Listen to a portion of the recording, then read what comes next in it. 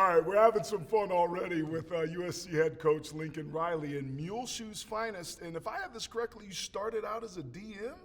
D end and quarterback, yeah. Roster's a little bit more limited in Muleshoe, so had to do it all. Rush the passer and pass. How about that? What was your go-to pass rush move? Was it just speed? No, it's just pure speed. No, can't you tell? No pass rush plan, no change in direction, just no just change go, up. baby. Just go. Yeah.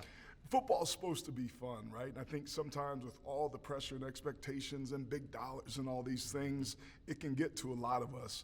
How have you managed to maintain having fun, and where do you find the joy in the sport? Oh, I have a ton of joy in the sport. I think in some ways it's like still like misrepresented, right? Because like every story is about NIL or rev share or playoff or this or that. Like our sport is still phenomenal, like the practices, the games, the staff camaraderie, the relationships, like all those things that we all got into sports like for the beginning for, like that still exists every single day in what we do. So there's way more joy than anything else with it. And I think it's also having an appreciation for, like opportunity I have. I mean, getting to coach at a place like this, do some of the things that I've been able to do in my life, that this sport has like opened up doors that I would have never gotten to touch. And so like just not forgetting where you're at, and how hard it is to get there and how many people would trade places with you in a second. It's funny, man. My kids play water polo, right? So I'm a youth sports dad. That's why I lost my voice. Congratulations, boys, gold and bronze. But that competitive nature, like if I could go back and change anything about my career, it would be to have more fun, to enjoy the process, because it was binary. You win, great, you should. If you lose, life sucks. And that can be the expectations of the fans. When the heat's coming down on you, what are some of the things strategically, like, and specifically from a strategy standpoint, that you do to take some of the pressure off, to recalibrate, to keep everything in perspective? Well, I think that's one of the things I'm very blessed about is the two places I've been lucky enough to be a head coach are both blue blood schools, right? They're both big time programs with huge expectations. So like, I don't really know anything else. And so I think you understand that that's going to be part of it. But if I sit there and put energy and time into that, then it's not helping me do what they brought me here to do, or to do my job for this team. And I think the second part of it is you got to surround yourself with people, right, that are there to support you and bring the best out in you. And that's what, I've been able to do at USC. I mean, when you have a staff like we have, guys that have done just about everything in this sport that you can do, that experience level, the confidence, the ability to kind of ride the wave a little bit and understand that and believe and have confidence in what you're building and knowing that results that everybody wants are coming. And like, that's everything. And that's what it is. And that's, I would say, maybe the benefit of the path that I've had is it takes a lot to rock me because of the path and because of the people that I'm fortunate to have around me. Is it hard to stay patient, though? Like, there's sometimes things I commit to and I'm like, For sure. did I make the right call? For sure. What are those moments like? It's hard to stay, like, you want the results just as much as anyone, but you also know and have a respect for what it takes to get to that. And unless you've been a part of a locker room like that, like nobody knows what a championship locker room really feels like until you've done it, and until you've seen it and been a part and watch how it came together. And so I think knowing that you're taking steps towards that's got to be enough, because if you just keep doing that, the wins and the success and the trophies and all that stuff will come. And then I think you keep your focus on that. That's how the scripts are written. That's how you get there. One of the things I've had a healthy appreciation for you for is back in 2018 with Bill Bedenbaugh, that offensive line winning the Joe Moore Award. I know you know what the expectation is. I know you know what it looks like. I know that that's what you want for your system. I also know that that's an area you addressed this offseason. It's going to be hard to quantify where they're at now to being able to get to that elite level, but in terms of year-over-year improvement, what are you expecting out of the Big Uglies up front? I expect a lot. That's from a roster standpoint, that's been the biggest rebuild at USC was the lines of scrimmage. Without a doubt. And those are the toughest ones, as we all know, to build.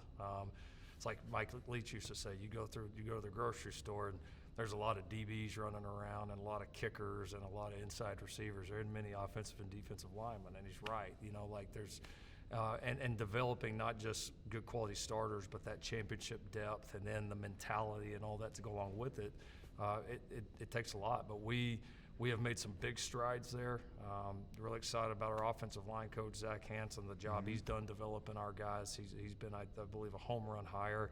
Our new strength coach, Tremaine Carroll, I think is going to have a huge impact on that as well. And then you start to see a couple of years of recruiting and development pay off in terms of championship depth and competition within it. And so, this every year the groups have gotten a little bit better, and this group certainly has a chance to get back to that dominant play that we're used to.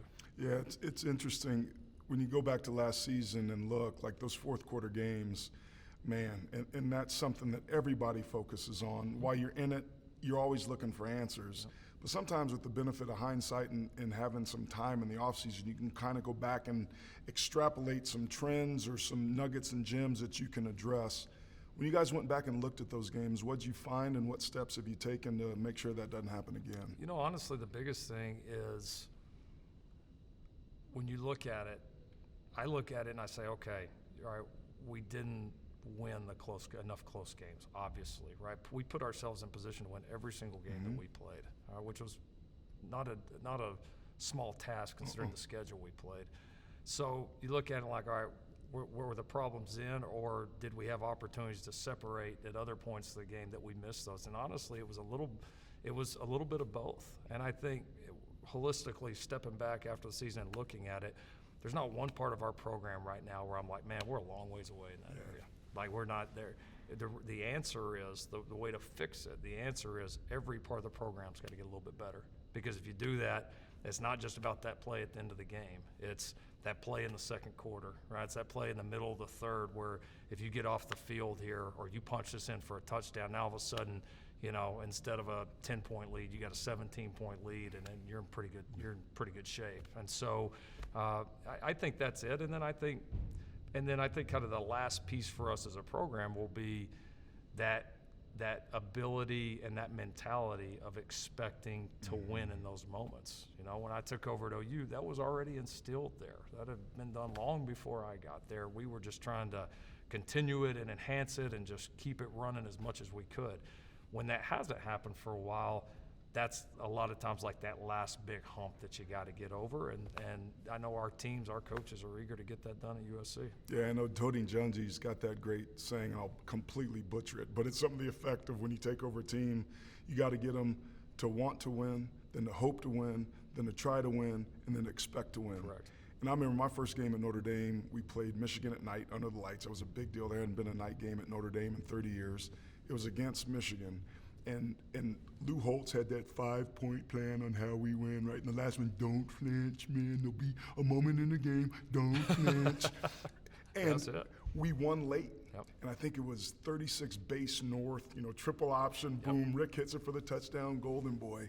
And we came into the locker room afterwards and he said, see, man, if you follow the plan, you'll never lose another game here at Notre Dame. And to your point, none of us as freshmen, and we had a really talented freshman class, walked out on the field and ever thought that we weren't going to win the game. We expected to, and that moment was critical, so we captured lightning in the bottle. That's it. And it sounds like that's what you guys are on your way to do. And with all those close wins, that's a flip side that fans don't understand. You're close. You're close in what you can measure, you can improve, and it sounds like you guys have done that this offseason. Correct. You know, and that's why there's so much excitement within the walls. That's why we've been able to hire the staff and make the improvements and build the facility, and we got a phenomenal recruiting class coming in. I mean, like, that's why all those things are happening, because people see that and they want to be a part. Yeah, tell us about your quarterback a little bit.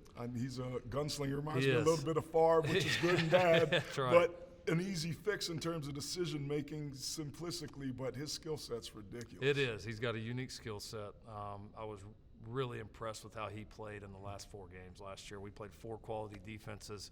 He made big-time plays in all of them. I mean, we won 3, gave us a chance really to win all of them with the way he played. And really just showed some guts and moxie. I mean, we played well in clutch situations. We played good after adversity hit. Like, he did some things that are really difficult even for a veteran to do. So, now taking a step back throughout the offseason, it's been continuing to find your voice as a leader for Jayden, because he has that inside of him, and he started to open up more with the team, which has been great. And then it's taking some of those mistakes that you reference and making it where, hey, my bad plays are incompletions, my bad plays are throwaways, or even sometimes maybe if I take a sack, because listen, we got enough good players around you. We have a good enough defense. We have a good enough special teams. We're going to be okay. And I think his maturity as a quarterback and decision maker will take a big jump. And if it does, watch out. That's great. I know as a player, for me, I was a head case, man. I battled my confidence, and it's a bad, dark neighborhood up here. Roll the windows up, lock the doors. Yep. When I'm up here by myself, it cannot be good. But over the years, I've learned to change and adapt that. And one of the things that's really helped me is I moved my focus and attention away from doing well to having fun and finding the joy in things. And that took a lot of courage for me to let go and take those leaps of faith. But the results, both in television, in my marriage, as a father, as a friend, have been extraordinary for me personally.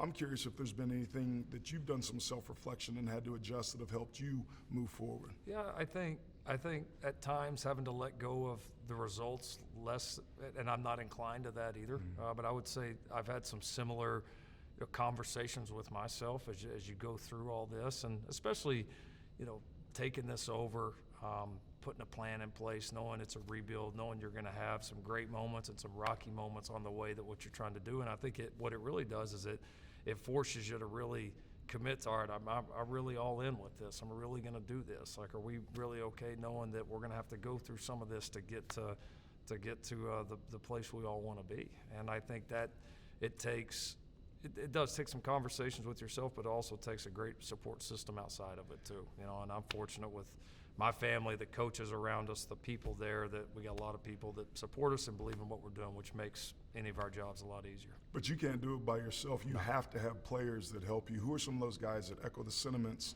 of the standard you're trying to set? Well, we brought a couple of them with us today. Kamari Ramsey comes back at safety for us and has been an outstanding player, and another guy that's really finding his voice as a leader. Elijah Page, our left tackle's here with us today, and I think has a lot of that as well. Devin Tompkins on our D-line, Eric Gentry at linebacker. There's a lot. I mean, the cool thing about being at USC right now is you got all these people that they all came at times for different reasons, but there was that one common thing, and I think everybody sees the opportunity, come be a part of bringing this thing back, and what's it going to be like when we really do it, and then to see these guys galvanized together to want to do it, it's pretty cool. That's great. What do you think about my suit choice of color? You know what? It's close. It's close. Not bad. It's a little too much A&M, but hey, I appreciate the effort. Well, it was. I figured, all those beatdowns that Notre Dame gave you was the least I could do. You know what I'm saying? I knew I'd have one coming.